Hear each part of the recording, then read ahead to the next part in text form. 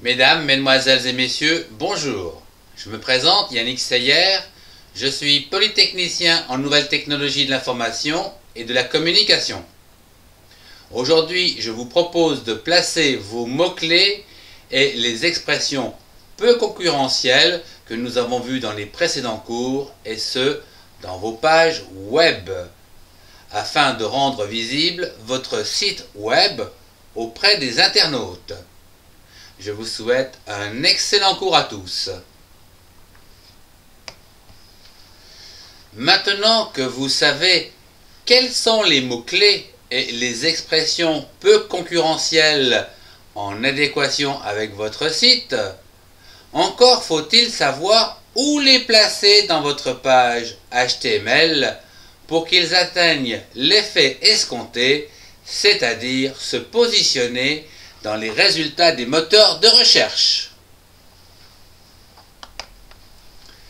D'une manière générale, tous les mots-clés et expressions concurrentielles se placent aux endroits stratégiques de votre page HTML, et ceci dans l'art du référencement, c'est-à-dire dans l'entête, le contenu, les adresses URL, les noms de fichiers et les noms de domaine.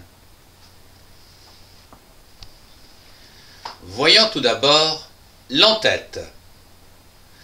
Dans l'entête des pages HTML, c'est-à-dire entre les balises head et fin head, vous devez placer vos mots-clés, à savoir le titre de votre site, la description du contenu de votre site et également la liste des mots-clés et expressions peu usuelles de vos mots-clés. Bien que cette partie de page HTML ne soit jamais affichée auprès de l'internaute, elle revêt toute son importance dans le référencement et les informations données dans les résultats à l'internaute afin qu'il puisse faire son choix. Voyons tout d'abord le titre de votre site web. Ici, le titre de votre site sera pris en compte entre les balises title et fin title, elles-mêmes encadrées en amont dans le pavé head, à savoir début head et fin head. Cette balise est stratégique, car c'est à partir du titre que tout se joue dans les clics. En effet, lors de l'affichage des résultats, l'internaute choisira le titre qui lui parle le plus, voire celui dont l'image qui en ressort est la plus pertinente. Ce titre doit être clair et précis, avec un maximum de mots-clés, et ceci en adéquation avec le contenu du site proposé. Et si possible, imagé, mais encore plus fort, sous forme d'une expression peu concurrentielle. Limitez-vous au niveau du titre à une douzaine de mots, où les mots-clés les plus importants devront être placés le plus possible en début de titre. Quant aux balises méta, elles se situent également dans l'entête de votre document HTML, à savoir entre les balises head et fin head. À noter que la balise méta se termine toujours par un slash. Ces balises méta permettent d'ajouter de l'information aux résultats de vos pages web, à savoir une description de votre site web ainsi qu'une liste de mots-clés. Ces balises sont bien sûr stratégiques, car c'est à partir de ces informations que l'internaute choisira votre site plutôt qu'un autre. Voyons tout d'abord la description de votre site. La première balise méta stratégique concerne la description de votre site, qui doit être une phrase d'une vingtaine de mots, grammaticalement bien construite, contenant le plus de mots-clés possible et qui doit inciter l'internaute à visiter vos pages web lors de sa lecture dans la liste de résultats qui accompagne le titre. Voyons à présent la deuxième méta stratégique qui concerne la liste des mots-clés. Cette deuxième balise concerne donc à la fois les mots-clés et les expressions de mots-clés en adéquation avec le contenu de votre site et que l'internaute peut saisir pour trouver votre site.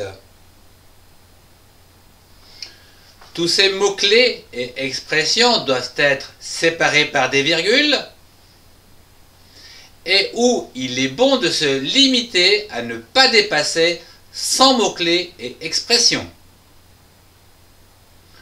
Pensez, comme nous l'avons vu dans les précédents cours, aux différentes orthographes possibles. Prévoyez des mots-clés au masculin, féminin, singulier, pluriel, avec ou sans accent.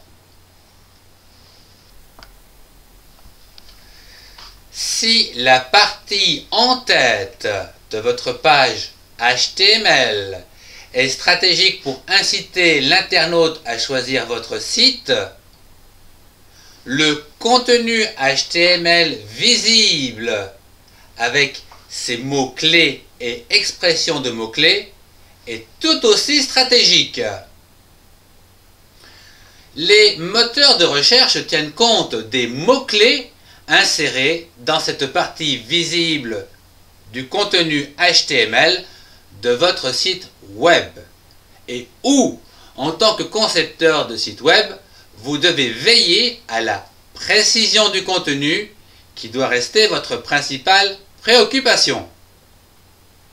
Cette partie visible se situe donc dans le contenu des pages web entre les balises début body et fin body.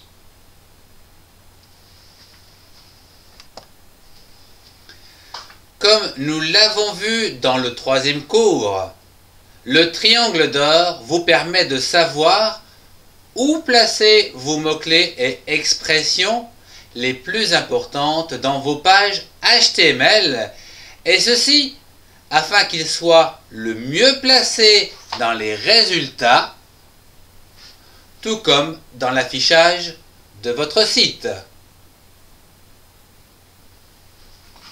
Il faut savoir qu'il en va de même avec les moteurs de recherche qui se focalisent sur les mêmes critères que le triangle d'or. Afin d'atteindre votre but, vous devez encore placer au mieux vos mots-clés et expressions dans le contenu visible de vos pages HTML. Vous pouvez mettre ces mots-clés dans les titres, titrer, légender ou altérer vos images,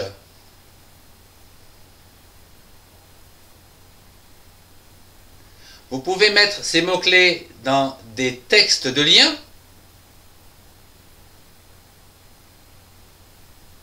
ou encore dans les URL de vos pages. Vous pouvez également mettre en valeur donc les mots-clés avec des caractères gras ou italiques. Vous pouvez insérer vos mots-clés dans les noms de fichiers, comme par exemple les images ou les photos. Vous pouvez également mettre vos mots-clés dans les noms de domaine.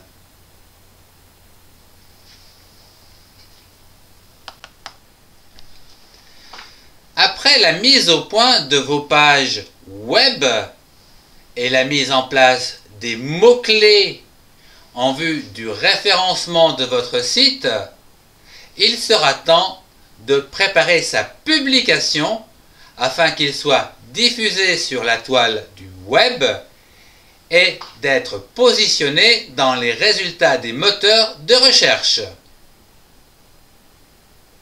Dans un premier temps, toutes vos pages seront uploadées vers le serveur de votre hébergeur de site web. Puis, dès la visite des robots de référencement, vos pages seront bien sûr référencées auprès des moteurs de recherche et de là, ils deviendront visibles pour les internautes dans les pages de résultats.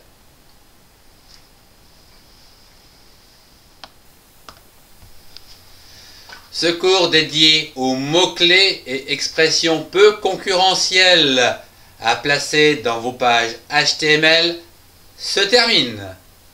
Je vous remercie de votre attention, au revoir et à très bientôt pour un prochain cours.